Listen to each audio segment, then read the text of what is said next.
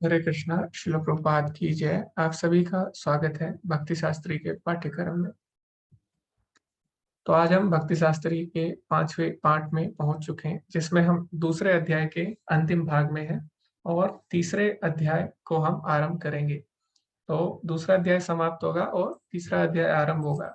और जो हमारी चर्चा का मुख्य विषय होगा अंत में, वो क्या होगा कि कर्म योग और कर्म संन्यास में क्या अंतर है और कौन अधिक श्रेष्ठ है भगवान के अनुसार, तो उसकी हम चर्चा करेंगे। इससे पहले हम जानेंगे कि पूर्व की कक्षा में हमने क्या क्या सीखा।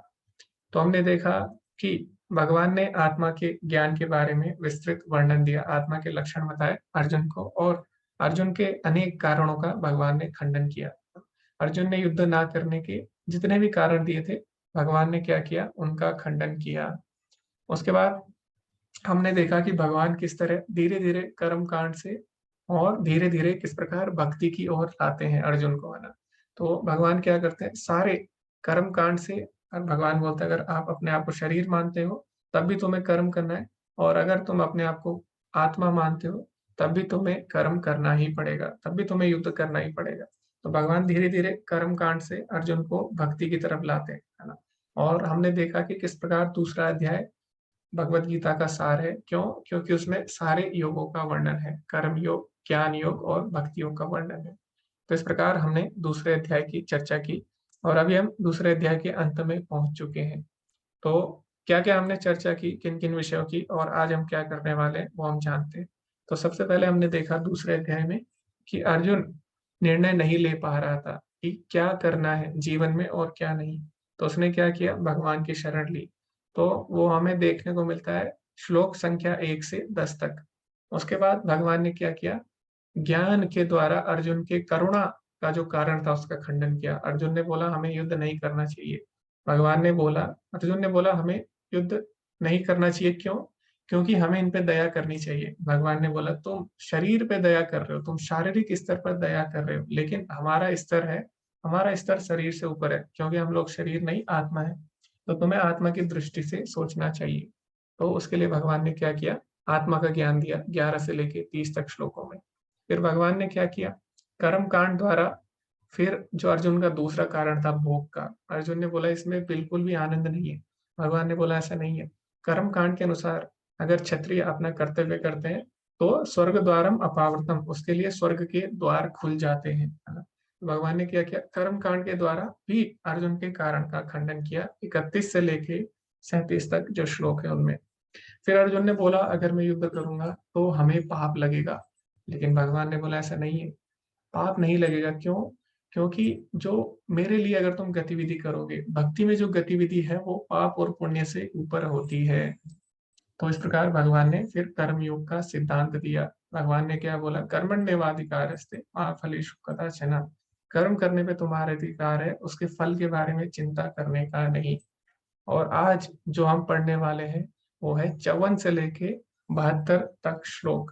तो उसमें हम जानेंगे कि भगवान ने अर्जुन को बोल दिया कि कर्म करो, है ना, निष्काम भाव से कर्म करो, सुख दुख, जय पराजय, लाभ हानि, यश अपयश के बिना, उसकी चिंता किए बिना कर्म करो। लेकिन अर्जुन ने पूछा भगवान से कि क्या ऐसा संभव है, क्या इस तरह हम कर्म कर सकते हैं, लाभ हानि, जय पराजय, यश अपयश, सुख दुख और सर्दी गर्मी से ऊपर उठकर।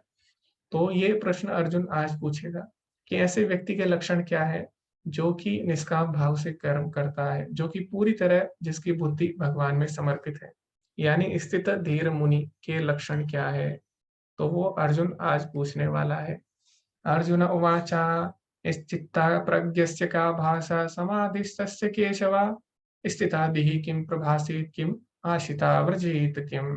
अर्जुन ने कहा हे कृष्ण, अध्यात्म में लीन चेतना वाले व्यक्ति के क्या लक्षण है, वह कैसे बोलता है तथा उसकी भाषा क्या है, वह किस तरह बैठता और चलता है। तो जैसे कि अभी हमने चर्चा की कि स्थित धीर या स्थित प्रज्ञ व्यक्ति कौन होता है, जिसकी बुद्धि कृष्ण भावनामृत में है, यानी जिसकी बुद्धि हमेशा भगवान में लगी रहती है, जो भगवान के लिए कर्म करता है। तो अर्जुन पूछ रहा है ऐसे व्यक्ति के लक्षण क्या होते हैं। और अर्जुन ने ऐसा सवाल क्यों पूछा? क्यों? क्योंकि कोई भी व्यक्ति उसके लक्षणों से जाना जाता है, उसके व्यवहार से जाना जाता है ना। तो व्यक्ति की पहचान उसके व्यवहार से होती है। तो जैसे कि मान लीजिए कोई धनी व्यक्ति है, तो कैसे पता लगेगा वो धनी व्यक्ति है? जब तक वो प्रकट नहीं करेगा, है ना? जब तक उसके व्यवहार में देखने को नहीं मिलेगा, तो धनी व्यक्ति क्या करेगा? महँगी-महँगी चीज़ें रखेगा अपने पास, है ना? तो उस समय पता लग जाएगा धनी व्यक्ति है। इसी तरह अगर कोई कोई अगर बीमार है, तो बीमार का कैसे पता लगेगा? उसके लक्षणों द्वारा, है ना? जैसे कि अभी कोरोना हुआ था पिछले साल, अभी भी चल रहा है। तो उसमें क्या था, कुछ लक्षण थे, है ना? जैसे कि बुखार आना और सूंघने की शक्ति चले जाना, है ना? और ऑक्सीजन की कमी हो जाना।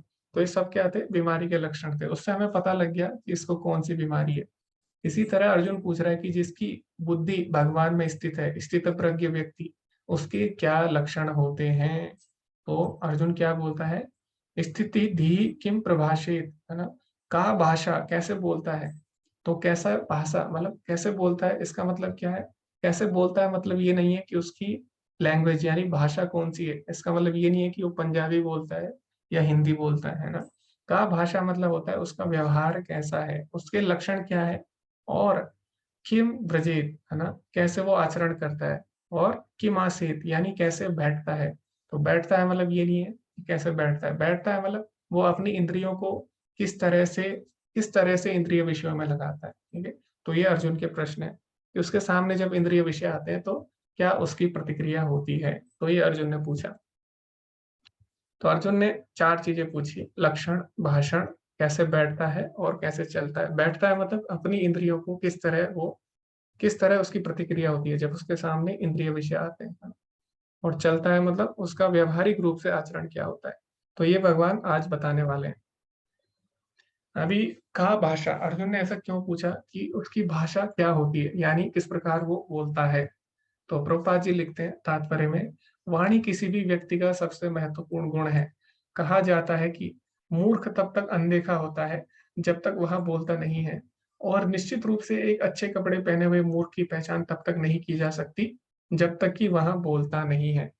तो बाहर से हो सकता है आपको कोई बहुत ही अच्छा लगे, है ना? और उसे उसने अच्छे कपड़े पहने हो, लेकिन जब तक वो बोलेगा नहीं, तब तक आपको उसका पता नहीं लग सकता। जैसे ही वो बोलेगा, तो तुरंत आपको पता लग जाएगा कि इसकी विचारधारा क्या है, इसकी मानसिकता क्या है ना? तो मूर्ख की पहचान तब तक नहीं होती, जब तक वो बोलता नहीं है, ऐसे प्रभुपाद जी यहाँ पे बोल रहे हैं। और इसके बहुत सारे उदाहरण हैं। तो उदाहरण के लिए कुछ लोग होते हैं, ठीक है? उनको मायावादी बोलते हैं। तो वो क्या करते हैं, वो भी बाहर से आपको लगेंगे साधु, है ना? और उन्होंने वैसे ही कपड़े पहने होंगे साधु जैसे। और वो भी कम खाते हैं, ठीक है? वो भी कम खाते हैं और अपनी इंद्रियों को संयमित रखते हैं और बहुत सारी चीज़ें वो करते हैं। तो बाहर से आपको पता नहीं लगेगा कि ये भक्त है या मायावादी है। लेकिन क्या होगा, जैसे ही वो बोलना आरंभ करेगा, तो मायावादी लोग जब कथा करते हैं, ठीक है? और वो क्या बोलते हैं, कैसे पता लगेगा? तो पहले वो अच्छी सी कथा सुनाएँगे आपको, भगवान के बारे में बताएँगे और लास्ट में क्या बोलेंगे कि भगवान का जो स्वरूप है वो माया है और हम भी भगवान हैं और तुम भी भगवान हो, है ना? हम भी भगवान बन सकते हैं। तो इस प्रकार कैसे पता लगा हमें? उसके बोलने से, है ना? तो जब तक वो बोलेगा नहीं, तब तक उसका पता नहीं लगता, ठीक है? तो इसीलिए भाषा बहुत ही महत्वपूर्ण है और किस प्रकार बोलना है ये भी हमें भगवत गीता सिखाती है। तो भगवत गीता बताती है हमें कैसा बोलना चाहिए। तो वो हम देखेंगे 17वें अध्याय में। 17वें अध्याय में भगवान बोलते हैं सत्यम हितम प्रियम वदा, यानी सत्य बोलना चाहिए। सत्य बोलना चाहिए इसका मतलब ये नहीं है कि आप सत्य बोल के किसी को परेशान करो। सत्य भी बोलना चाहिए और सत्यम हितम यानी हित में भी बोलना चाहिए। वो दूसरे के लिए कल्याणकारी होना चाहिए और प्रियम वदा दूसरे को प्रिय भी लगना चाहिए। तो इस प्रकार व्यक्ति को बोलना चाहिए, है ना? तो बोलना बहुत ही महत्वपूर्ण है। अगर आप अच्छा बोलते हो, तो आप बड़ी से बड़ी समस्या हल कर सकते हो, है ना? तो कई समस्या होती है, वो अनेक सालों तक चलती रहती है, लेकिन जब तक बातचीत नहीं होती अच्छे से, उनका हल नहीं निकलता, है ना? और अंत में जितने भी युद्ध हैं, जितनी भी बड़ी-बड़ी समस्याएँ हैं, सब बातचीत के द्वारा ही हल की जाती है। तो इसीलिए बातचीत, है ना, भाषा को सबसे महत्वपूर्ण माना गया है। अभी आगे प्रभुपाद जी बोलते हैं स्थितप्रज्ञ के क्या लक्षण है? सभी दुखों को भगवान की दया के रूप में स्वीकार करता है, खुद को केवल उनके कारण अधिक परेशानी के योग्य समझता है, क्यों? पिछले कुकर्म के कारण। और वह देखता है कि प्रभु की कृपा से उसके कष्ट कम से कम हो गए हैं। इसी प्रकार जब वह प्रसन्न होता है तो स्वयं के सुख को अयोग्य समझकर प्रभु को श्रेय देता है। तो जो स्थितप्रज्ञ व्यक्ति होगा यानी जिसकी बुद्धि भगवान में स्थित है, तो क्या होगा, उसके जीवन में भी सुख दुख आएंगे, है ना। तो भगवत गीता में भगवान ऐसे कहीं नहीं बोलते कि जो मेरे भक्त हैं उनके जीवन में दुख नहीं आते। कई लोगों को लगता है कि भक्ति करेंगे तो हमारे जीवन में दुख नहीं आएंगे, है ना। ऐसा बिल्कुल भी भगवान नहीं बोलते, बल्कि भगवान इसका उल्टा बोलते हैं। भगवान बोलते हैं संसार दुखालय में और यहाँ पे दुख आने ही आने हैं, चाहे आप कुछ भी कर लो, ठीक है। तो फिर हम भक्ति क्यों करें? क्यों? क्योंकि जो स्थित प्रज्ञ व्यक्ति होता है, जिसकी बुद्धि भगवान में स्थित होती है, उसके जीवन में भी दुख आएंगे, लेकिन वो दुख में बिल्कुल भी विचलित नहीं होगा, ठीक है। तो क्या होता है, जैसे जैसे कि आंधी आती है ना, तो आंधी आती है तो छोटे पेड़ होते हैं उनके लिए भी आती है, बड़े पेड़ होते हैं उनके लिए भी आती है, लेकिन उसमें कुछ पेड़ उखड़ जाते हैं, कुछ पेड़ नहीं उखड़ते। इसी प्रकार दुख सबके जीवन में आएगा, चाहे भक्ति करे या ना करे, है ना। लेकिन जो भक्त होगा वो कभी भी दुख में विचलित नहीं होगा। वो क्या सोचेगा कि मेरे जीवन में दुख आया तो मेरे जीवन में बहुत बड़ा कोई दुख आने वाला था, लेकिन भगवान की कृपा से ये दुख मुझे बहुत छोटा होकर मिला है ना। तो जहाँ पे ऐसा बोला जाता है, जहाँ पे भक्त ऐसा सोचा है, जहाँ पे गर्दन कटनी थी वहां पे केवल मेरी उंगली कटी। तो इस प्रकार वो, उसकी सकारात्मक मानसिकता होती है। और इस प्रकार जब उसके जीवन में सुख आता है तो क्या समझता है, वो समझता है कि मैं तो इसके बिल्कुल भी लायक नहीं हूँ, मैंने तो इतने पाप किए, लेकिन फिर भी भगवान की कृपा के कारण मेरे जीवन में सुख आ रहा है। तो इस प्रकार जो भक्त होते हैं वो सोचते हैं और हमेशा प्रसन्न रहते हैं, कभी भी दुखी नहीं होते।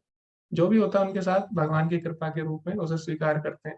जैसे कि शिल प्रभुपाद है, और शिल प्रभुपाद जब प्रचार कर रहे थे, जब वो प्रारंभिक अवस्था में थे, प्रचार कर रहे थे, तो उस समय उन्होंने सोचा था कि मैं बहुत बड़ा बिजनेस करूंगा, और मैं क्या करूंगा, बहुत भगवत गीता का प्रचार करूंगा, ठीक है, बहुत बड़ा बिजनेस करके। लेकिन ऐसा नहीं हो पाया, है ना। तो उनका बिजनेस असफल हो गया, ठीक है, और उनकी कंपनी जो थी, फैक्ट्री, उसमें भी आग लग गई, है ना।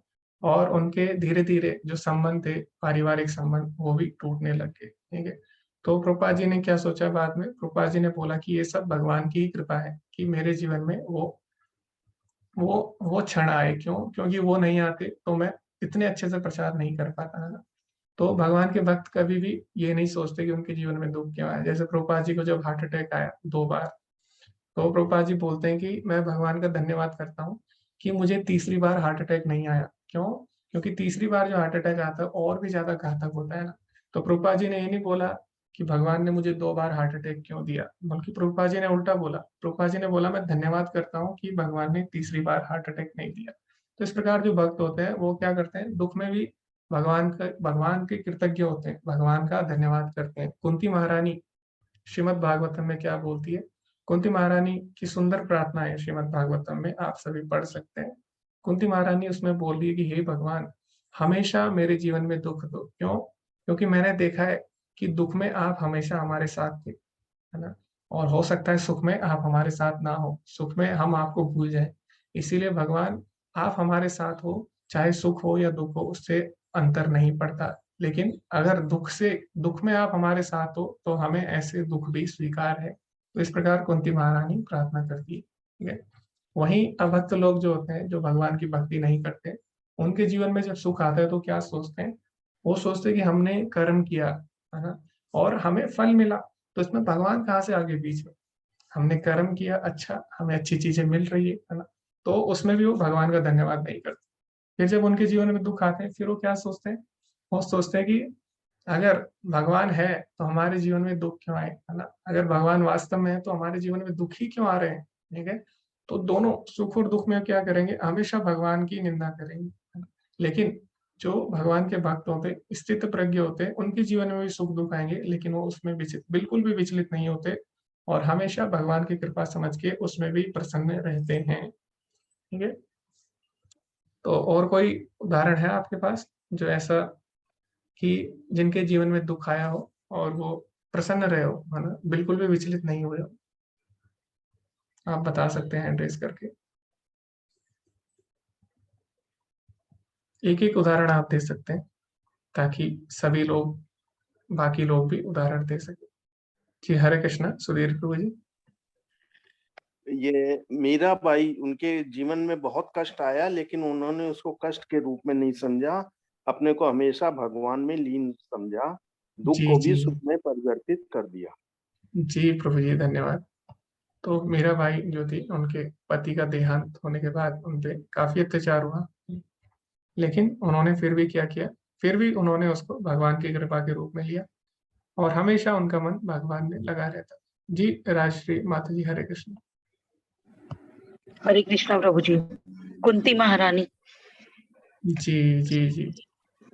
तो कुंती महारानी ने भी हमेशा भगवान का स्मरण किया, उल्टा भगवान से और दुख मांगा, जो अभी हमने चर्चा की। जी हरे कृष्णा मधुसूदन प्रभु जी और माता जी। जी हरे कृष्ण। हरे कृष्णा प्रभु जी।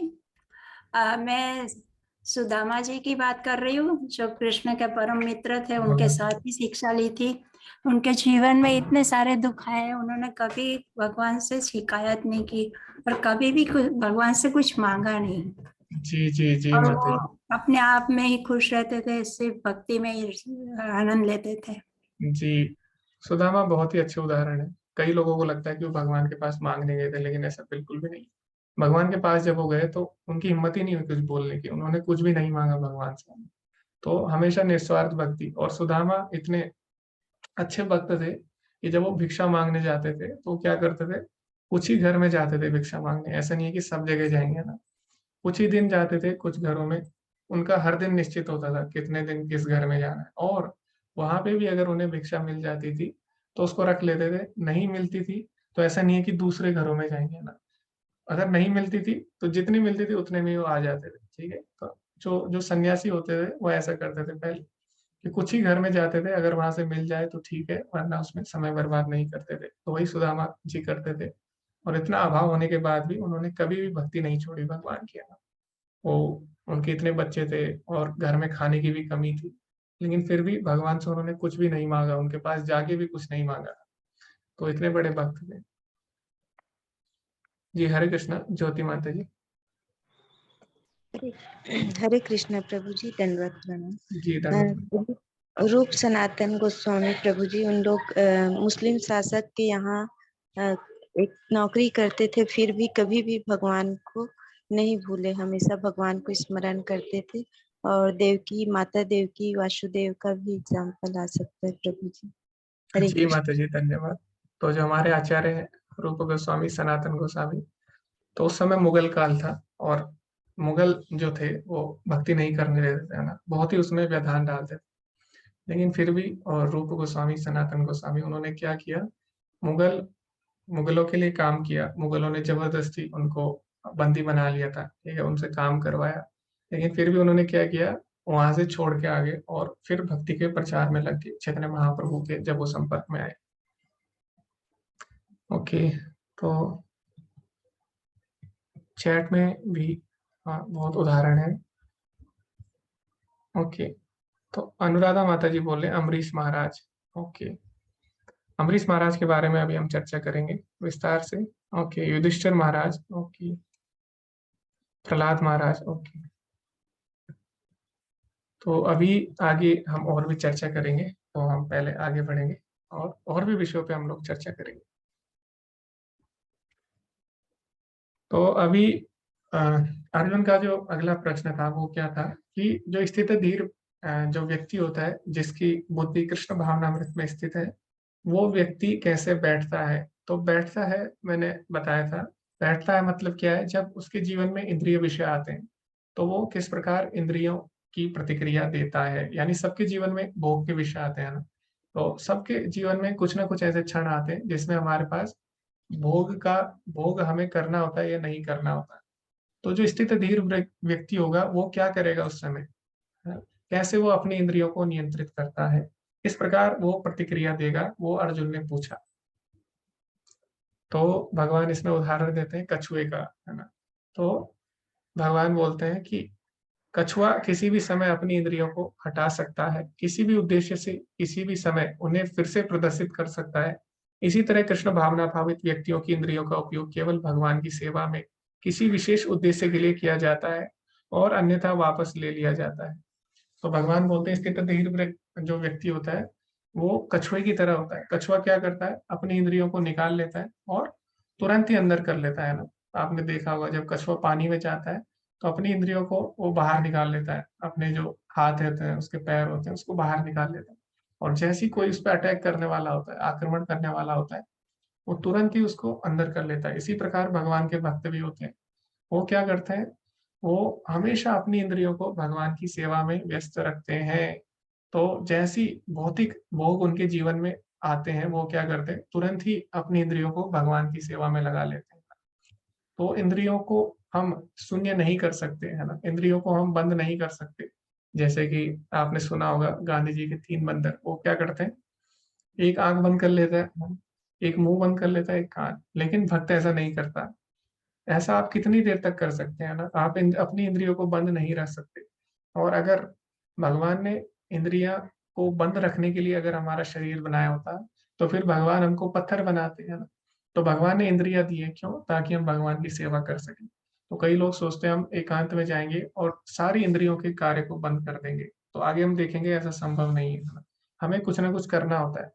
तो जैसे छोटा बच्चा होता है, क्या होता है, उसको अगर आप खिलौना नहीं दोगे छोटे बच्चे को, तो क्या करेगा, वो आग से खेलने लग जाएगा, है ना। कभी वो क्या करेगा, बिजली के जो प्लग होते हैं उसमें उंगली डाल देगा ना। तो इसीलिए हम क्या करते हैं, छोटे बच्चे को खिलौना दे देते हैं ताकि ये गलत चीजों में हाथ ना डाले। तो इसी प्रकार हमारी इंद्रियां हैं, इसको आप शून्य नहीं रख सकते, है ना। अगर आप इसको शून्य रखने का प्रयास करोगे तो हमेशा भोग की तरफ जाएंगी, गलत चीजों की तरफ जाएंगी। तो हमें क्या करना है, इंद्रियों को भगवान की सेवा में लगाना होगा। तो इसीलिए बोलते हैं नारद पंचरात्र में कि ऋषिकेन ऋषिकेश सेवनम भक्ति रुच्यते। तो भक्ति क्या है, ऋषिकेन यानी इंद्रियों द्वारा, ऋषिकेश यानी इंद्रियों के स्वामी की सेवा, यही भक्ति कहलाती है। तो भक्त कभी भी विचलित नहीं होता, है ना। क्यों, क्योंकि उसकी सारी इंद्रियां भगवान की सेवा में व्यस्त रहती है। तो जब आपकी इंद्रियां भगवान की सेवा में व्यस्त रहेगी, तो आपकी इंद्रियां भोग की तरफ बिल्कुल भी नहीं जाएंगी। तो इसीलिए भक्त क्या करता है, भक्त अपनी इंद्रियों को हमेशा भगवान की सेवा में व्यस्त रखता है। तो इसीलिए भौतिक भोग उसके जीवन में, भौतिक भोगों का कोई भी असर नहीं पड़ता। इसकी हम चर्चा करेंगे आगे एक कहानी द्वारा। तो रूपा जी तात्पर्य में बताते हैं कि एक और उदाहरण देते हैं, और वो किसका, विषैले सर्प का। तो जैसे विषैला सांप होता है, तो जो सपेरा होता है उसको नियंत्रित कर लेता है ना, जैसे उसकी तरफ आता है सपेरा तुरंत पीछे हट जाता है, ठीक है। तो इसी प्रकार भक्त क्या करता है, अपनी इंद्रियों को तुरंत इंद्रिय भोग से हटा के भगवान की सेवा में लगा लेता है। तो ये प्रभुपाद जी उदाहरण में बताते हैं। तो अभी हम चर्चा करेंगे, आप सभी अपना अनुभव साझा कर सकते हैं। तो अभी हमें चर्चा करनी है कि आपको अपना अनुभव बताना है कि कब ऐसा हुआ आपके साथ कि आप अपनी इंद्रियों को नियंत्रित करने में असफल रहे हो। तो ये तो कोई नहीं बताएगा, लेकिन दूसरा विषय भी है चर्चा का, वो क्या है कि कब ऐसा हुआ है कि आप इंद्रिय विषय को भूल गए हो, है ना। तो आप भक्ति के कारण इंद्रिय विषय को भूल गए हो। तो क्या आपके साथ कभी ऐसा हुआ? तो आप दोनों उदाहरण दे सकते हो कि कब आपकी इंद्रिया वश में नहीं रही, और कब आपकी इंद्रिया वश में हो गई, यानी आप भोग के बारे में भूल गए, ठीक है। तो कब ऐसा हुआ? तो कहीं ना कहीं सबके साथ ये होता है ना, जो भी लोग भक्ति में आते हैं तो कुछ ना कुछ उनके अनुभव होते हैं। तो पुरानी आदतें होती हैं, कुछ हमारी सबकी होती है, तो भक्ति करने के बाद वो हट जाती है ना। तो क्या होता है, अपने आप वो इंद्रियां हमारे नियंत्रण में आ जाती है कुछ विषयों में। तो आप अपना अनुभव साझा कर सकते हैं। जी हरे कृष्णा। ज्योति माता जी। हरे कृष्णा प्रभु जी जब कोरोना के समय लॉकडाउन था तो मुझे लौंग खाने की बहुत आदत हो गई थी। एक दिन में कम से कम मैं 100 लौंग खा लेती थी। मैं उसको छोड़ना चाहती थी फिर भी नहीं छोड़ पा रही थी, तो मैं बहुत अपने इंद्रियों से आसक्त हो गई थी। फिर उसी समय मुझे यहाँ का गीता का लिंक आया नामनिष्ठ प्रभु जी का, फिर मैंने उसको ज्वाइन किया। तो प्रभु जी ने कहा कि एक माला करना है, तो उस समय एक माला भी बहुत डिफिकल्ट होता था, और जब दिन भर में हो पाता था प्रभु जी, तो लौंग खाते रहो तब तो हो नहीं पाता था। तो इसीलिए मुझे लौंग अपने आप बंद होते गया, और आज मैं कभी भी नहीं खाती हूँ। वो 10-15 दिन में ही छूट गया प्रभु जी। हरे कृष्णा प्रभु। जी माता जी, तो लौंग खाने की आदत शॉर्ट टाइम में ही छूट गई है ना, लौंग को शॉर्ट टाइम में ही छोड़ दिया आपने। तो भक्ति से ऐसा हो सकता है। और ऐसा नहीं है कि भक्ति कोई बोलने की चीज है, थ्योरी है। कई लोगों को लगता है कि भक्ति केवल एक कल्पना है ना। लेकिन भक्ति ऐसा नहीं है। भगवान बोलते हैं प्रत्यक्षावगम धर्म 9वें अध्याय में कि भक्ति को आप प्रत्यक्ष रूप से अनुभव कर सकते हैं, इसमें कोई भी कल्पना नहीं है। तो आप देख सकते हैं अपने जीवन में किस प्रकार जो भगवान ने बातें बोली है भगवद गीता में, सारी हम व्यवहारिक रूप से अपने जीवन में अपना सकते हैं। तो धन्यवाद माता जी अपना अनुभव साझा करने के लिए। जी हरे कृष्णा सुधीर प्रभु जी। हरे कृष्णा गुरु जी। जी प्रभु पहले जी। मैं जब ये मतलब भक्ति उतनी नहीं कर पाता था, केवल मात्र सुबह शाम अगरबत्ती जला देता था, लेकिन भगवान की दया से इधर 6 महीने से मैं काफी इसमें मेरे को आनंद आने लगा और मैं अब ब्रह्म मुहूर्त में जग भी जाता हूँ और भगवान की सेवा में लग जाता हूँ। उन्हीं के बर्तन वर्तन स्वयं साफ करता हूँ और भगवान का भोग लगाता हूँ। तो अब मेरे को भूख भी लगने लगी और मेरे को बहुत ही अच्छा लगने लगा, नींद भी आने लगी, साउंड स्लीप 3 घंटे की। जी जी जी धन्यवाद प्रभु जी। पहले नींद जी प्रभु जी बोलिए हरे कृष्ण। आपको सुनाई दिया गुरु जी अभी जी बोला? जी प्रभु जी आपको नींद आने लग गई है। जी जी। तो जी बड़ा जी ही अच्छा अनुभव रहा, क्योंकि जी हम 1 कदम बढ़ाते हैं तो भगवान 10 कदम बढ़ाते हैं हमारे लिए। जी जी जी धन्यवाद प्रभु जी अपना अनुभव साझा करने के लिए। तो पहले प्रभु जी को नींद नहीं आती थी और बहुत सारे लोगों को ये समस्या है कि जिनको नींद नहीं आती है, तो उसके कारण क्या होता है, एक बीमारी जिसको नींद नहीं आती उसके कारण उसको बहुत सारी बीमारियां हो जाती है ना, इंसोम्निया उसको बोला जाता है। लेकिन भक्ति करने से प्रभु जी की वो जो बीमारी थी वो भी दूर हो गई। ठीक। जी हरे कृष्णा राष्ट्रीय माता जी। हरे कृष्णा प्रभु जी। प्रभु जी हम जब भक्ति में जुड़े उससे पहले वो जो प्याज लहसुन खाते थे, पर उतना नहीं खाते थे, थोड़ा बहुत लेते थे। तो फिर मंदिर से जब नए नए जुड़े थे तो मंदिर से वृंदावन गए। तो फिर मैंने जो प्रभु जी मंदिर से आए थे हमारे साथ, तो मैंने उनको पूछा कि प्रभु जी मुझे ये तुलसी माला लेनी है, तो आप जरा सहायता कीजिए ना। तो फिर प्रभु जी ने बोला कि अगर आप प्याज लहसुन खाते हैं तो आप ये नहीं छू सकते, नहीं ले सकते। तो फिर उसी दिन मैंने तय कर लिया कि अब यहाँ से जाके वो सब छोड़ देंगे, वो कुछ भी नहीं लेंगे। तो फिर जैसे ही वहां से आए तो हमने सब निकाल दिया और घर में से ही निकाल दिया, और चाय कॉफी प्याज लहसुन कुछ भी नहीं लेते, हम बच्चे भी नहीं लेते, घर में कोई भी नहीं लेता है अभी आज। और अभी तो हम बाहर का भी कुछ नहीं खा रहे हैं, और मेरी तो दीक्षा भी हो गई है। तो अभी ये सब इंद्रिया भगवान के कार्य में लगाई, तो उसकी वजह से हम ये सब कर पाते हैं, वरना ये सब पॉसिबल नहीं था। जी जी माता जी धन्यवाद। तो माता जी यहाँ पे दीक्षित भी हो चुकी है, दीक्षा भी ले चुकी है। तो इस प्रकार हम देखते हैं कि भक्ति से पहले कुछ आदतें होती हैं खाने पीने की, लेकिन वो अपने आप सबके नियंत्रण में आ जाती है भक्ति करने के बाद, है ना। तो ऐसा नहीं है भक्ति काल्पनिक है, आप देख सकते हैं सबके अनुभव से। जी धन्यवाद माता जी। ओके, तो जिनको अब तक बोलने का अवसर नहीं मिला अभी, जी हरे कृष्ण कुंदन प्रभु जी आप बोल सकते हैं। हरे कृष्ण प्रभु जी। पहले मेरा एग्जांपल वो प्याज लहसुन का ही था प्रभु जी, बट माता जी ने बोल दिया। दूसरा प्रभु जी नींद का था। पहले मैं सोचता था कि 8 घंटे सोना जरूरी है, कम से कम 6 घंटे सोना जरूरी है, लेकिन अब ऐसा लगता नहीं प्रभु जी। मतलब पिछले 2 साल से जैसे जब से हम जुड़े हैं, तो अब 4 या 5 घंटे भी हम सोते हैं, लेट नाइट सोते हैं और सुबह जल्दी उठ जाते हैं। तो ऐसा लगता नहीं है कि नींद बहुत जरूरी है, और दिन में भी नहीं सोते हैं। तो ये भक्ति में आने के बाद एक अनुभव मेरा रहा है कि वो बायोलॉजिकल जो साइकिल है, मुझे लगता नहीं कि वो जरूरी है। जी प्रभु जी धन्यवाद। तो ऐसा तभी हो सकता है जब आप बहुत ही गहन भक्ति में हो, तो सबके लिए ये संभव नहीं है, खासकर जो नए लोग हैं, नए नए। तो प्रभु जी ने काफी अच्छे से भक्ति की है इसका मतलब, क्योंकि नींद पे विजय पाना। नींद नींद किसका सिंबल है? नींद है तमोगुण का, है ना। तो नींद तमोगुण का प्रतीक है। तो प्रभु जी ने उस पे भी काफी कंट्रोल कर लिया है। तो काफी अच्छा लगा सबके अनुभव सुन के, और कहीं ना कहीं सबको प्रेरणा मिलेगी इससे, सबके अनुभव से। ओके, तो अभी हम आगे बढ़ेंगे, आगे और भी विषयों पे हम चर्चा करते रहेंगे। तो बहुत सारी आदतें होती है, जैसे पहले हम मूवी वगैरह बहुत देखते हैं, उसमें समय बर्बाद करते हैं ना, लेकिन भक्ति में आने के बाद वो भी छूट जाता है ना। उसके बाद केवल हम भगवान के बारे में सुनते हैं। पहले हम व्यर्थ के गाने वगैरह सुनते थे, लेकिन अभी हम केवल भगवान का कीर्तन सुनते हैं। पहले हम बॉलीवुड के गानों पे नाचते थे जिनका हमें मतलब भी नहीं पता होता था ना, अभी हम भगवान के कीर्तन पे नाचते हैं। तो बहुत चीजें होती हैं जो भक्ति में आने के बाद वो बिल्कुल ही बदल जाती है ना, ऐसा नहीं है हमने छोड़ दी, वो क्या होती है, परिवर्तित हो जाती है भक्ति में, है ना। तो आगे हम बढ़ते हैं।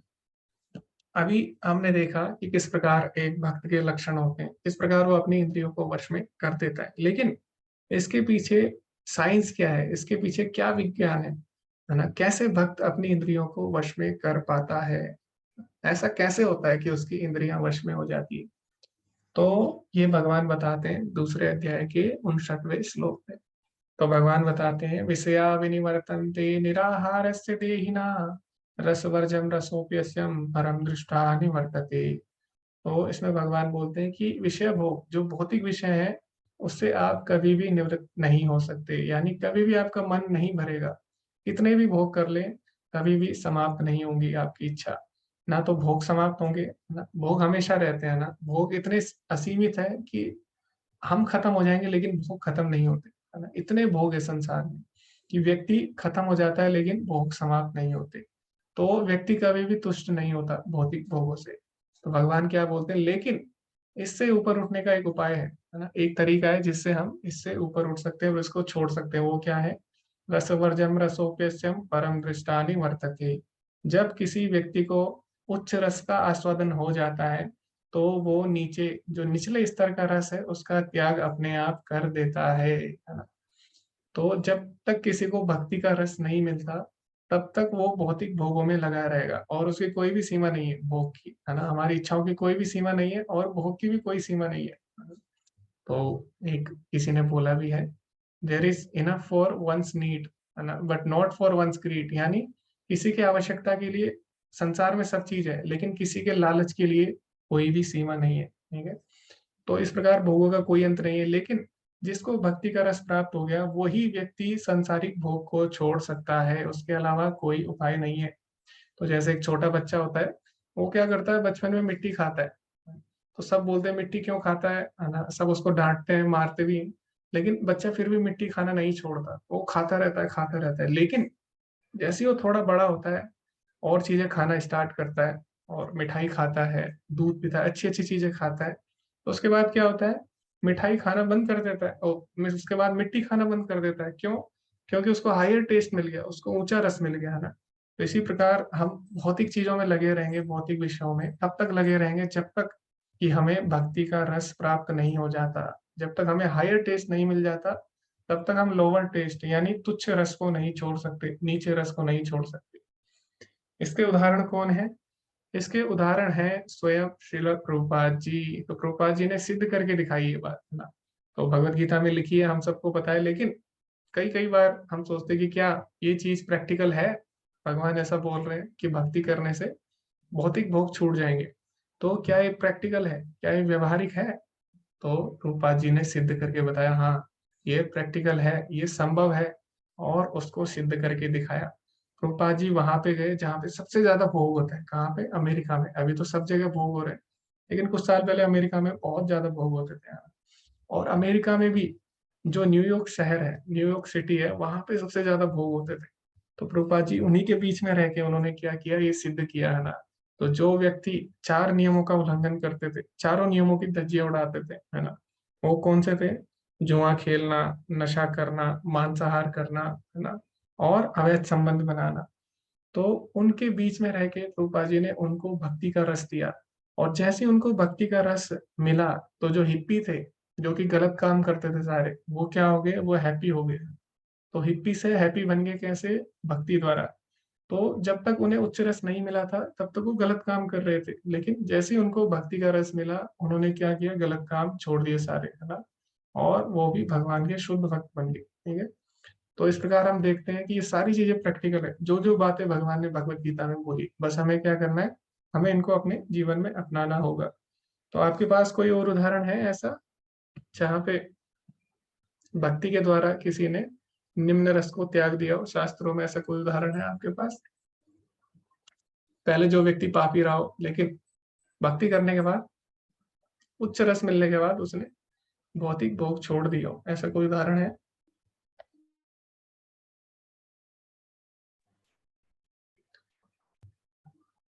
ओके, तो सबसे पहले हम उनको चांस देंगे जिनको अब तक बोलने का अवसर नहीं मिला। जी हरे कृष्णा, नेहा माता जी। हरे कृष्ण प्रभु जी, दंडवत प्रणाम। जी दंडवत प्रणाम माता जी। हाँ प्रभु जी, इसमें शायद अंगुलीमाल का एग्जाम्पल दे सकते हैं, जो पहले एकदम हिंसक जीवन जी रहे थे, परंतु जैसे ही वे गौतम बुद्ध की शरण में आए तो उन्होंने हिंसक प्रवृत्ति त्याग दी और ये सारी प्रवृत्ति त्यागने के बाद वो धार्मिक बन गए काफी। जी माता जी, धन्यवाद, जी बहुत ही हरे अच्छा। कृष्ण। हरे कृष्ण। ओके, जी हरे कृष्णा, सुप्रिया माता जी। जी माता जी। हरे कृष्ण प्रभु जी, दंडवत प्रणाम। जी दंडवत प्रणाम।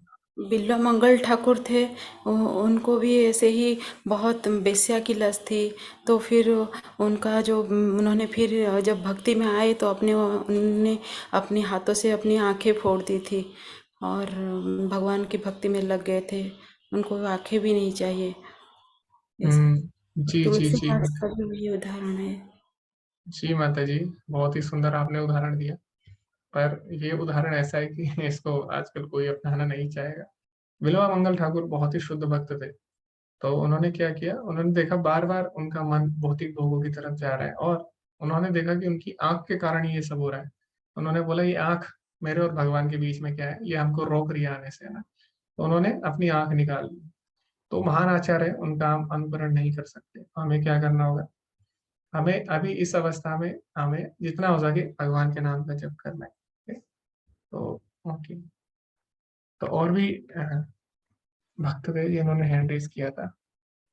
जी हरे कृष्णा, लक्ष्मी माता जी, आपने हैंड रेज किया था।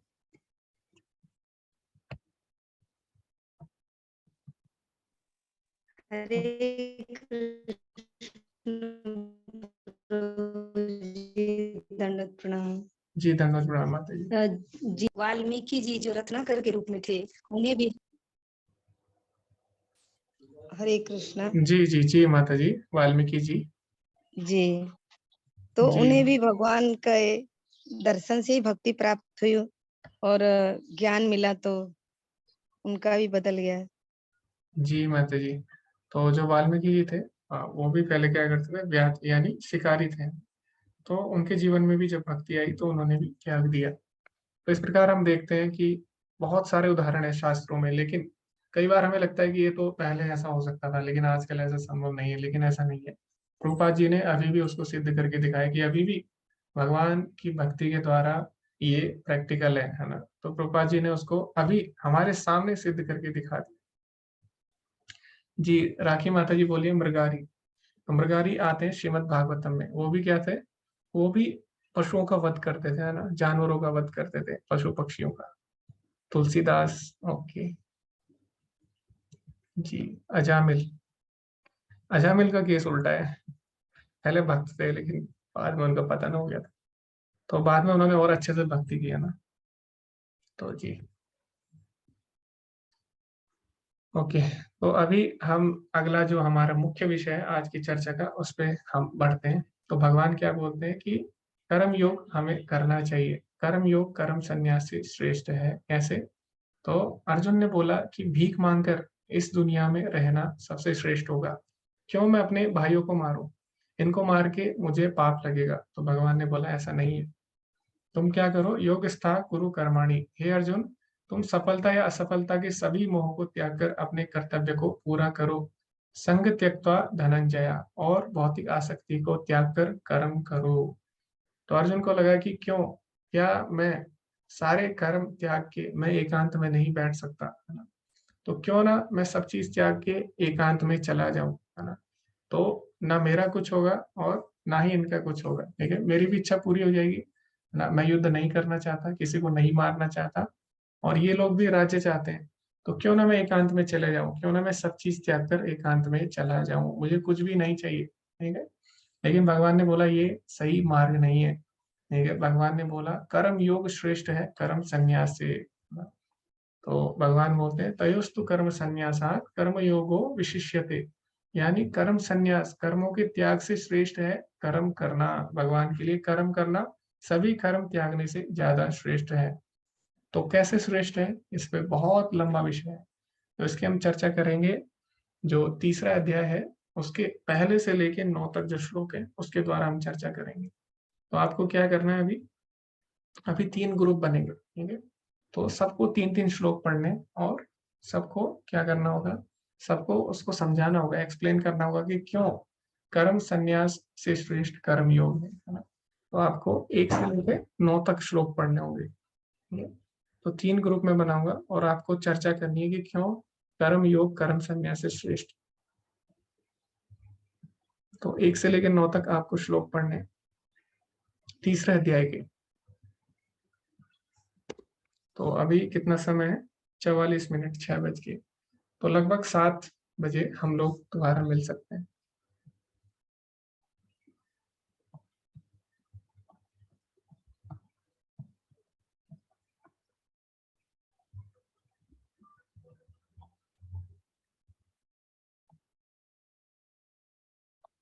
जी आप लोग ज्वाइन करिए।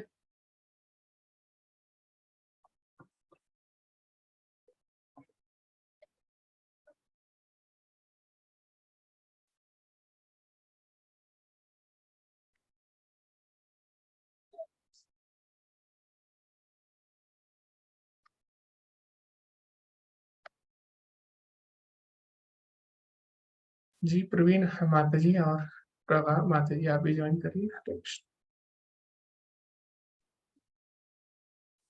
जी प्रभा माता जी आप भी ज्वाइन करिए।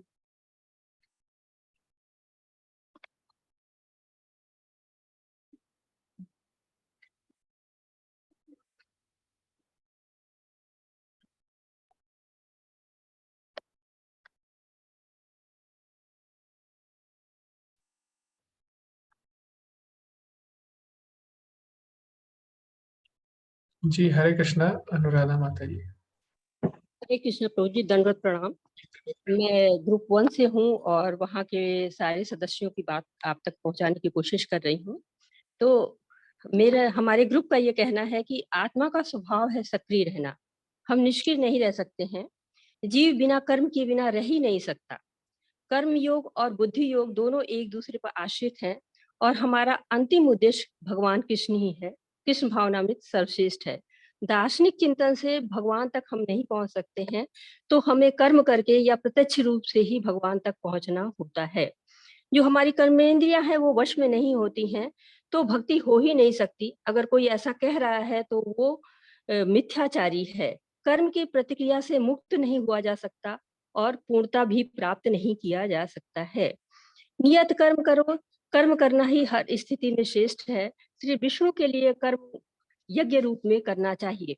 भगवान की संतुष्टि के लिए सबको कर्म करना चाहिए, चाहे वो ब्रह्मचारी हो, सन्यासी हो या गृहस्थ हो। सबकी अपनी जिम्मेदारी है। जब बुद्धि दुर्बल हो जाती है तो अच्छाई के रूप में हम बुराई को स्वीकार कर लेते हैं। जैसे पूतना सज-धज के वृंदावन में आई थी तो किसी ने उसे नहीं रोका, जबकि वो एक बुराई के तौर पे ही आई थी। उसी तरह से अर्जुन को लग रहा है कि ये सारे संबंधी हैं, पर वे शत्रु के रूप में ही वहां पर हैं।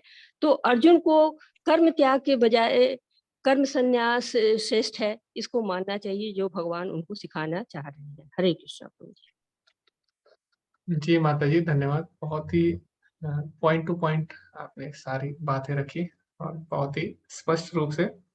तो मुख्य मुख्य बिंदुओं पे मैं प्रकाश डालना चाहूंगा।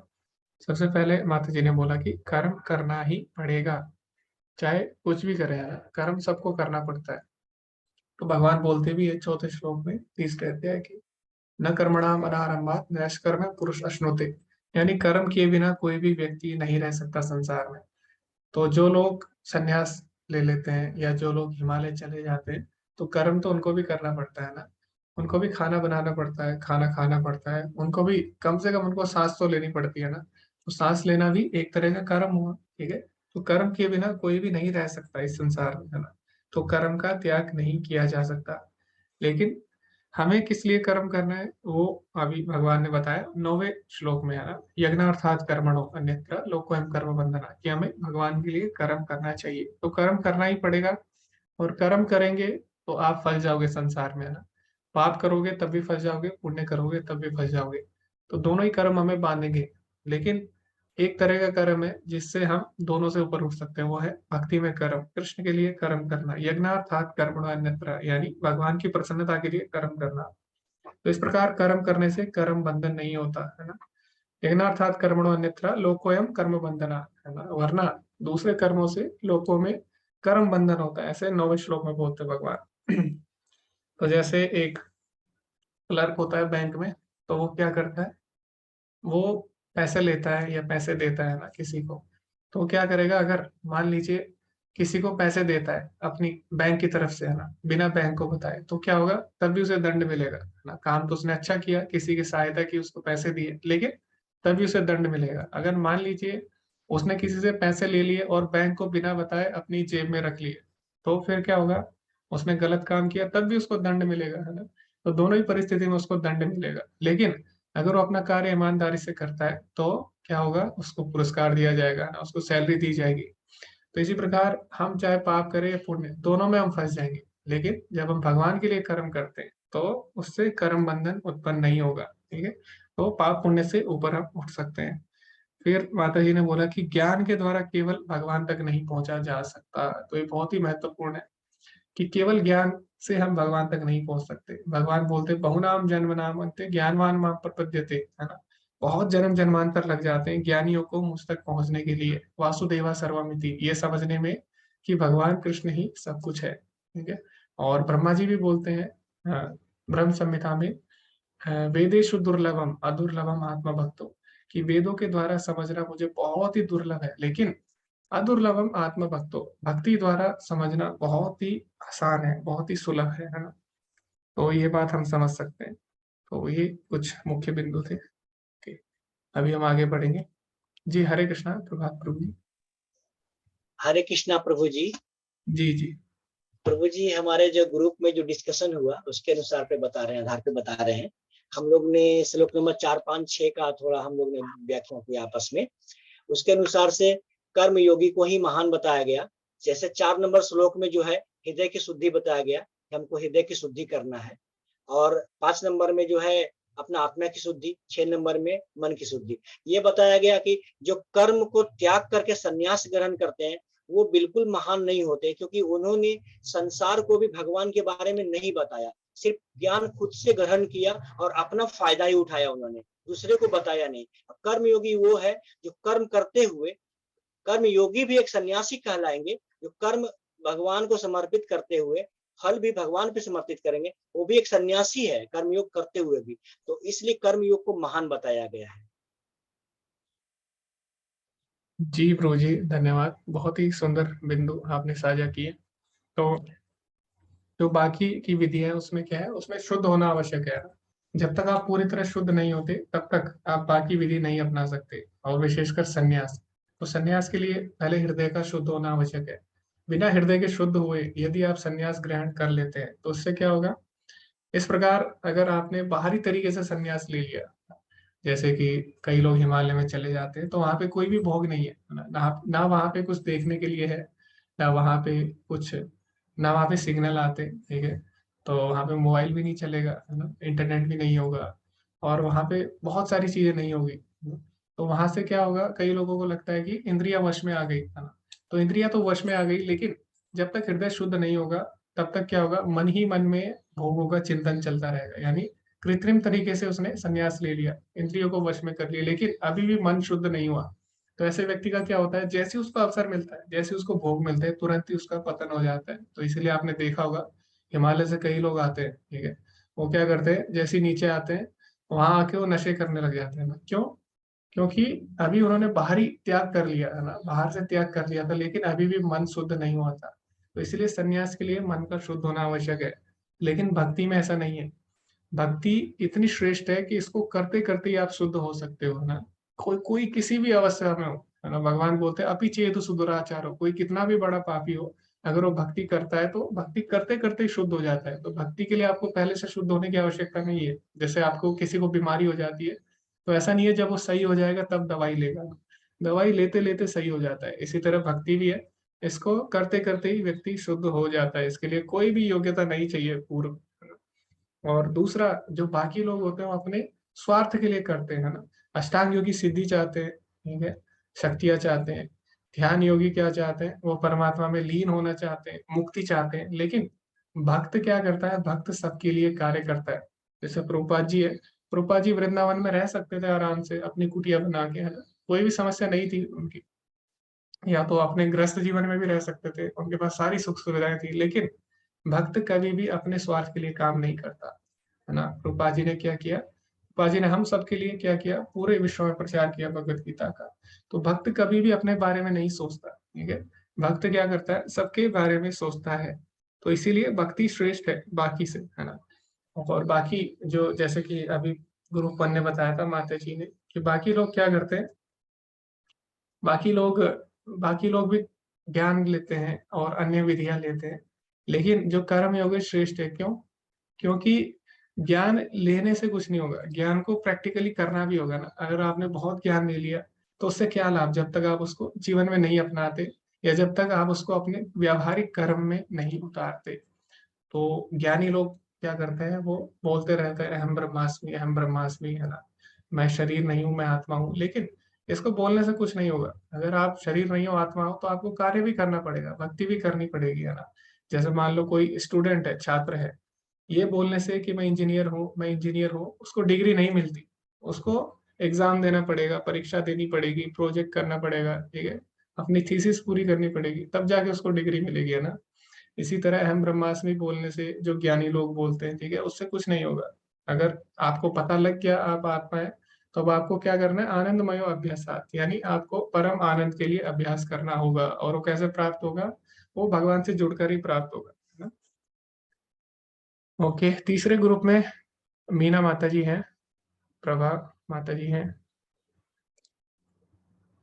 प्रवीण माता जी, राजऋषि माता जी, राखी माता जी और तारा माता जी। तो आप में से कोई बताना चाहते हैं आपके ग्रुप ने क्या क्या डिस्कशन किया?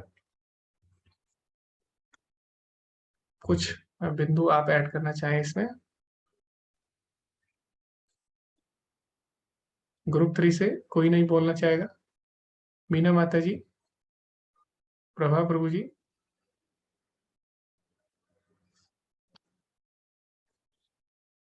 जी हरे कृष्णा। मीना माता जी। हरे कृष्णा प्रभु जी, दंडवत प्रणाम। राजेश्वरी माता जी बोलेंगे प्रभु जी। ओके, तो उन्होंने हैंड रेज नहीं किया। जी हरे कृष्णा, राजश्री माता जी।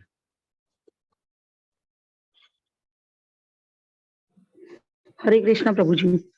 जी माता जी बोलिए। जी प्रभु जी, इसमें है कि कर्म योग या कर्म संन्यास, तो हम कर्म संन्यास से ज्यादा कर्म करना अच्छा है, क्योंकि हमें कुछ न कुछ कर्म तो करना ही पड़ता है। कर्म संन्यास तो हम ले ही नहीं सकते हैं, कर्म से हम कभी छुटकारा नहीं पा सकते हैं। तो हमें कृष्ण भावना भावित कर्म करना है। ऐसा नहीं है कि हमें कोई आज से कोई कर्म नहीं करूंगा, ऐसे ही मैं बैठ जाता हूँ, तो ऐसा नहीं होता है। हमें अपने नियत कर्म तो करने ही होते हैं। तो हम कर्म से कभी छुटकारा नहीं पा सकते, हम कर्म संन्यास कभी नहीं ले सकते हैं। तो हमें अपने कार्यों को भगवान कृष्ण की सेवा में लगाना है, अपनी सभी इंद्रियों को भगवान कृष्ण की सेवा में लगाकर, बोलते हैं ना कि यज्ञ का अर्थ भगवान विष्णु है, जो भी कुछ करे भगवान को अर्पण करके करे। तो हमें अपने कर्मों को, जो भी कार्य करते हैं, तो हम भगवान को अर्पण करके करेंगे तो हमें उसका बंधन नहीं लगेगा। इसलिए हमें अपने कर्मों को भगवान कृष्ण को अर्पण करके ही करना है, यानी कि कृष्ण भावना भावित कर्म हमें करना है। जी ये जी एक पॉइंट बाकी था और सब तो आ गए हैं आगे। जी जी माता जी, धन्यवाद। तो माता जी ने विशेषकर एक पॉइंट रह गया था, वो ये था कि कई लोग समझते हैं कि भक्ति एक जड़ता है ना। भक्ति वो लोग करते हैं जिनका कोई काम नहीं है। तो कई लोग ऐसा समझते हैं कि देखो, कई लोग फ्रस्ट्रेट हो गए अपने जीवन से, वो लोग भक्ति करते हैं, ठीक है, जो अपने जीवन से परेशान हो जाते हैं और अपनी जिम्मेदारियों को त्याग कर वो लोग क्या करते हैं, रिस्पॉन्सिबिलिटी से बचने के लिए भक्ति को अपना लेते हैं। तो कई लोग भक्ति को जड़ता समझ लेते हैं, लेकिन ऐसा नहीं है। कई लोगों को लगता है कि जो ऐसे लोग होते हैं जो कि अपने जिम्मेदारी से बचने के लिए भक्ति में आते हैं, वो ज्यादा देर टिक नहीं पाएंगे भक्ति में, क्योंकि भक्ति में ज्यादा काम करना होता है सांसारिक कार्य से, है ना। तो जैसे मान लीजिए अभी हम क्या करते हैं, अभी साधारणतः लोग क्या करते हैं, मनुष्य तो सुबह उठते हैं, ठीक है, सुबह लेट उठते हैं ना, उसके बाद वो क्या करेंगे, ऑफिस जाते हैं, 9 से 5 काम करते हैं ना, उसके बाद क्या करते हो, उसके बाद उनकी सप्ताह में छुट्टियां भी होती है, कुछ त्योहार होते हैं उसमें छुट्टियां होती है, लेकिन भक्ति में क्या होता है, जो भक्त होते हैं उनके लिए कोई भी छुट्टी नहीं होती, बल्कि आप देखें मंदिर में जो भक्त हैं वो सुबह जल्दी उठते हैं, चाहे सर्दी हो गर्मी हो, ठीक है, सुबह सुबह उठ जाएंगे, है ना, तो 3 बजे के लगभग उठ जाते हैं, कई बार तो सोते भी नहीं है, ठीक है। और जैसे हम त्योहारों पे हमारी छुट्टी होती है ना, उनकी त्योहारों पे डबल सेवा होती है ना, और रात को सोते भी नहीं है त्योहार पे, ठीक है। सैटरडे संडे हमारी छुट्टी होती है, उनकी सैटरडे संडे भी छुट्टी नहीं होती। तो कई लोगों को लगता है कि भक्ति में आदमी निष्क्रिय हो जाता है, अपनी जिम्मेदारियों से बचने के लिए भक्ति करते, ऐसा नहीं है। भक्ति में बल्कि और ज्यादा गतिविधियां हैं, है ना, भगवान की इतनी सेवाएं हैं, उनकी कोई सीमा ही नहीं है। तो इसीलिए भक्त कभी भी जड़ नहीं होता, ये भक्त बहुत ज्यादा काम करता है साधारण मनुष्य से। तो प्रभुपाद जी से किसी ने पूछा कि आप भक्ति क्यों कर रहे हैं, है ना, और क्या आप जो जिम्मेदारी है उनसे बचने के लिए भक्ति कर रहे हो, क्या काम आप कर रहे हो। तो प्रभुपाद जी ने बोला, 70 साल की उम्र में मैं 14 बार विश्व की परिक्रमा कर चुका हूँ, पूरे विश्व की यात्रा कर चुका हूँ, वो क्या तुम मेरे से ज्यादा कार्य कर सकते हो। तो ऐसा प्रभुपाद जी ने बोला पत्रकार को, और वो बिल्कुल ही चुप हो गई, ठीक है। तो ऐसा नहीं है भक्त एक जगह बैठ जाते हैं, जड़ता नहीं है भक्ति, यही भगवान बताना चाहते हैं, ठीक है, अर्जुन के माध्यम से। अर्जुन को लगता है कि भक्ति करना मतलब मैं युद्ध को त्याग के एकांत में बैठ जाऊंगा, लेकिन ऐसा नहीं है। भक्ति में हमें और ज्यादा कार्य करने पड़ते हैं, ठीक है। और ऐसा नहीं है कि कोई परेशान होकर भक्ति को अपनाता है, ऐसा भी बिल्कुल नहीं है। तो जैसे कि हम उदाहरण लें नामनिश प्रभु जी का, तो उनके पास भी सब कुछ था ना, और IIT कानपुर से पढ़ने के बाद भी उनकी अच्छी जॉब थी, सारी चीजें थी, सब है उनके पास, है ना। तो ऐसा नहीं उन्होंने परेशान होकर भक्ति अपनाई। जो भगवान के शुद्ध भक्त होते हैं वो अपने हृदय से भगवान को अपनाते हैं ना। तो जो लोग जबरदस्ती भक्ति करेंगे या परिवार की जिम्मेदारी से बचने के लिए जो लोग भक्ति करते हैं वो ज्यादा देर टिक नहीं पाते। तो आपने देखा होगा कुछ लोग मंदिर में आ जाते हैं ना, घर में लड़ाई झगड़ा हो जाता है, बोलते नहीं अब हमें नहीं रहना, लेकिन क्या है कुछ समय बाद वो दोबारा चले जाते हैं ना। क्यों? क्योंकि अभी हृदय शुद्ध नहीं हुआ, है ना। तो ऐसा नहीं है कि वो उनको भगवान से प्रेम हो गया था इसलिए सब चीज छोड़ के आगे, नहीं। जो मजबूरी में छोड़ के करेगा भक्ति या अपनी जिम्मेदारियों को त्याग कर भक्ति करना चाहेगा वो ज्यादा देर टिक नहीं पाएगा, है ना। तो इसीलिए भक्त ऐसा नहीं होते कि सारी जिम्मेदारी त्याग लेते हैं या वो काम से बचने के लिए कार्यों से भक्ति करते हैं, ऐसा बिल्कुल भी नहीं है। यही भगवान इसमें बताना चाहते हैं हमको। ओके, तो आगे हम बढ़ते हैं अभी।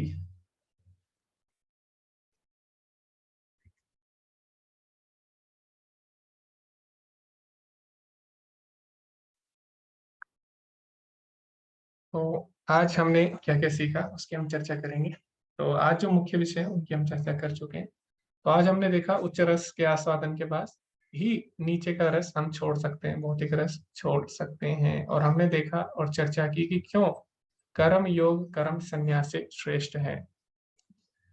तो अंत में प्रभुपाद जी क्या बोलते हैं उसकी हम चर्चा करेंगे।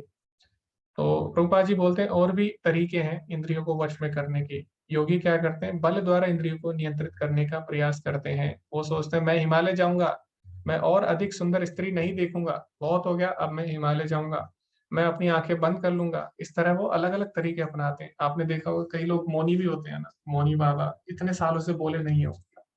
तो प्रभुपाद जी बोलते हैं इंद्रिया बलवान है, आप अपनी इंद्रियों को नियंत्रित नहीं कर सकते। कितने साल नहीं बोलोगे, 10 साल नहीं बोलोगे, ठीक है, उसके बाद बोलना पड़ेगा, है ना। कई उदाहरण है, आपको हिमालय जाने की आवश्यकता नहीं है, तुम बस लॉस एंजलिस शहर में रहो और कृष्ण को देखने के लिए अपनी आंखें लगाओ। तुम एक ऐसे व्यक्ति से बढ़कर हो जो हिमालय चला गया है। तो ऐसे नहीं है प्रभुपाद जी बोल रहे हैं हमको कि लॉस एंजलिस जाओ अमेरिका, नहीं।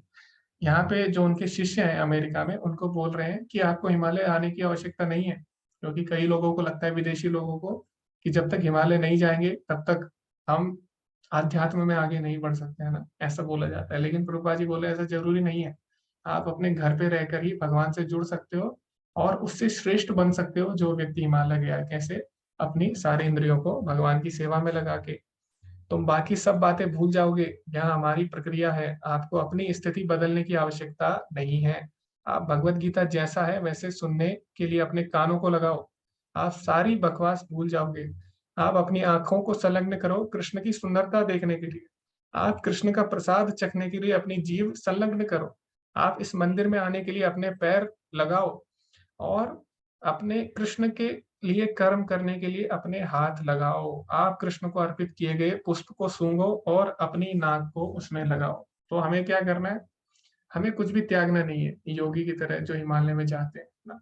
हमें क्या करना है? अपनी इंद्रियों को भगवान की सेवा में लगाना है। तो उसी से हम उससे सिद्ध अवस्था, जो कि एक योगी को हिमालय जाने से प्राप्त होती है, उससे सिद्ध अवस्था घर बैठे बैठे प्राप्त हो सकती है अगर हम इंद्रियों को भगवान की सेवा में लगा लेते हैं। रूपा जी बोलते हैं, फिर आपके होश कहाँ जाएंगे? वहां चारों ओर मोहित है, पूर्णता निश्चित है। आपको अपनी इंद्रियों को जबरन नियंत्रित करने की आवश्यकता नहीं है। ना देखे, ना करे, ना सुने, ऐसा नहीं है। आपको क्या करना होगा?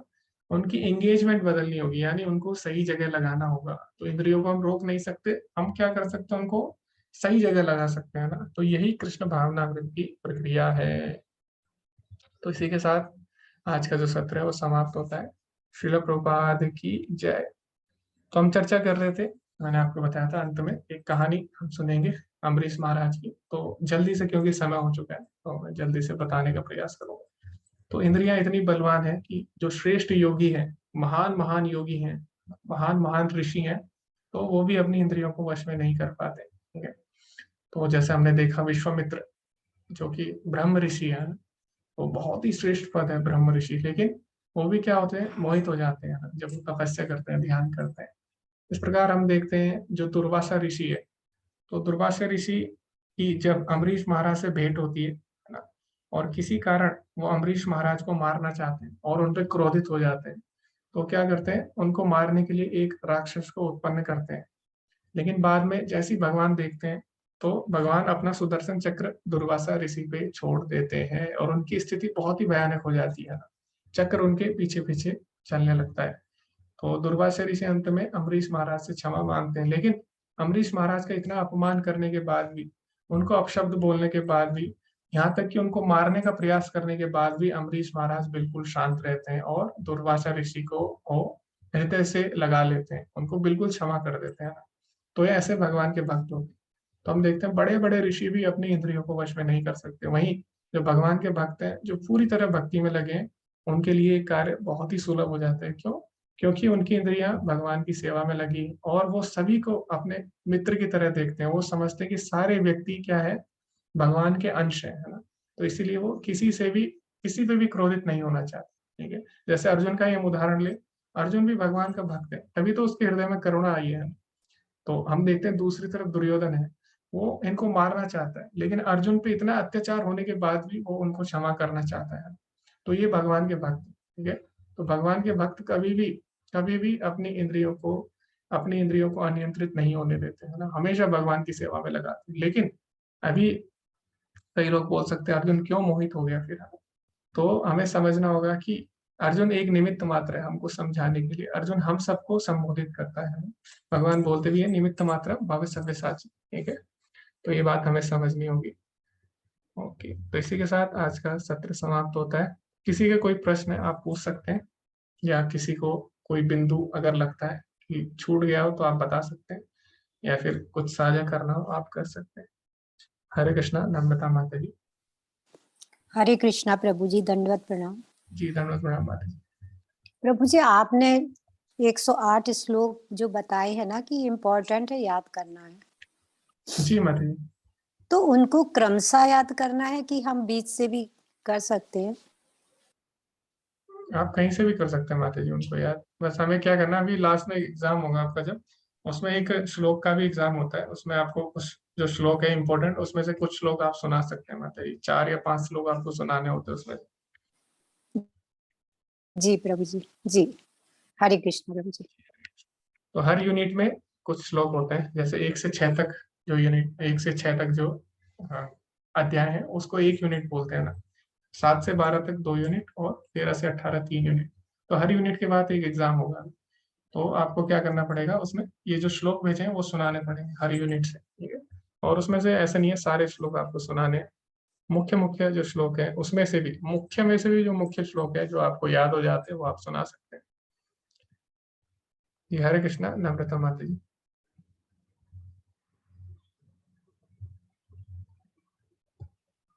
हरे कृष्णा मधुसूदन प्रभु जी।